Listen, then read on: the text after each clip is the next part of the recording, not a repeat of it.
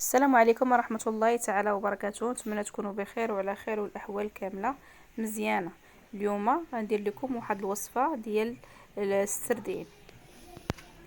غناخذ واحد البانيو ومقص، واحد الصفايه فاش غنصفيو السردين ديالنا. من بعد غنغسلوه، نحيدو ليه القشور ديالو، نغسلوه مزيان. من بعد ما غسلناه غنحيدو ليه دابا الاحشاء ديالو والراس ديالو في نفس الوقت بالمقص. فهاد المقص تيخليه يجي مقاد. غنستمروا. هذا المبتدئات اللي ما تيعرفوش يصايبوا السردين صافي. من بعد ما غسلناه غنحيدوا ليه السلسول ديالو، ما نبقاوش ندخلوه عاوتاني الماء ناشف. صافي دابا غنحيدوا ليه السلسول ديالو حتى يكون فيني مصيب، وسنحطوه فوق الصفاي باش يستقطر، ما تبقى فيه حتى نقطه ديال الماء. غنستمروا نحيدوا السلسول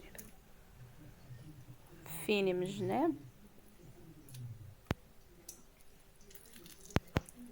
هذا المبتدئات السردين تحيد ليه السلسول ديالو وتحط فوق واحد الشبيكه باش يستقطر. من بعد تناخذوا المعدنوس والقزبر، ناخذ واحد نصف حامضه، واحد فلفله حاره، واحد جوج ديال الثومات. غنقطعوهم، نقطعوا الثوم، الحامض والفلفل الحار،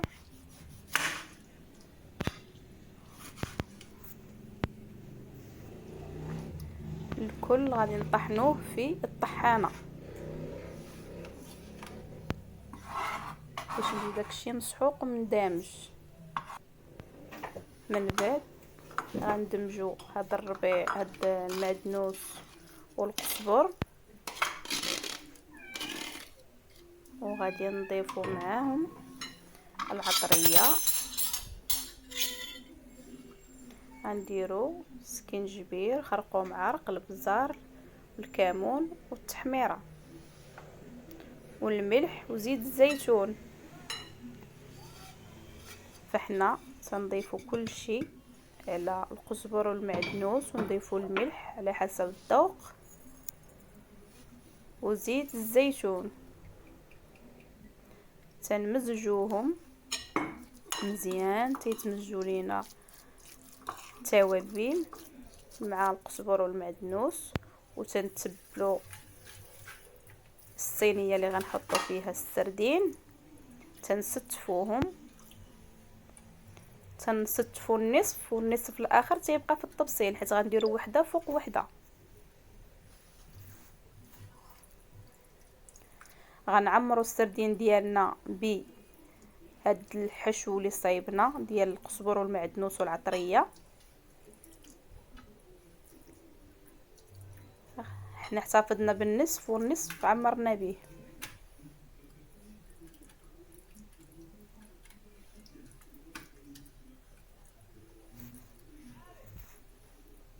المهم كنستمروا نديروا وحده فوق وحده.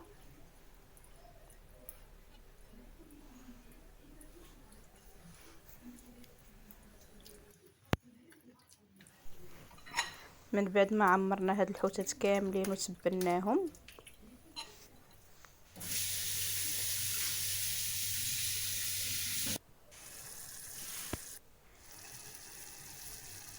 دابا غنتبلوا هاد الخضر ديالنا المرافقه للسردين.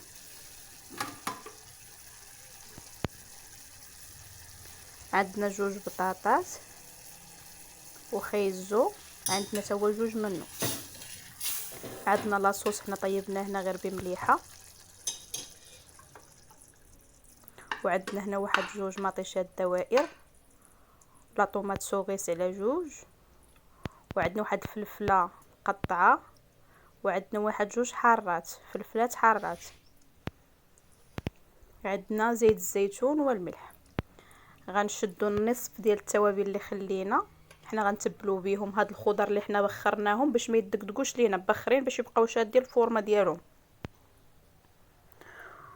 وغنتبلو المطيشه وغنتبلو الخضر كامله، غنتبلوها باش تاخذ نفس المذاق.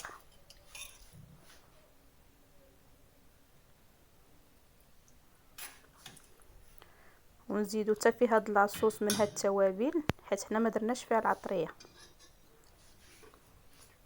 دابا غنمزجو هاد الخضر بهاد المعدنوس والقزبر.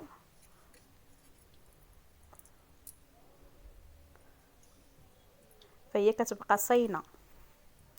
غنتبلو مطيشه،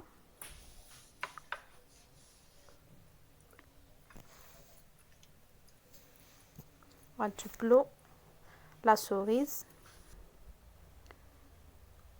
غنشدو لا طوماط ديالنا وغنديروها في الطنجره. حنا غنفرشوها وغنديرو فوقها مطيشه دوائر. هذه غنطيبوها في الفرن.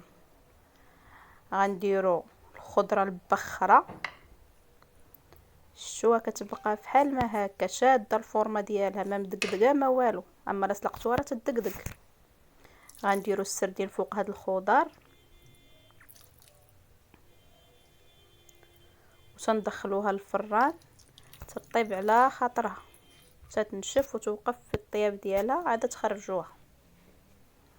غنزينوها بالفلفل الحار والفلفل الحلو.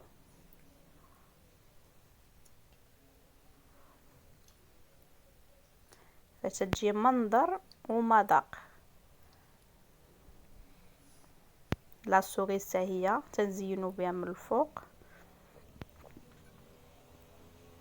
وهذيك لاصوص اللي ما تبقى غنديروها من الفوق، تتجي لذيذه. غنرشو بشويه المليحه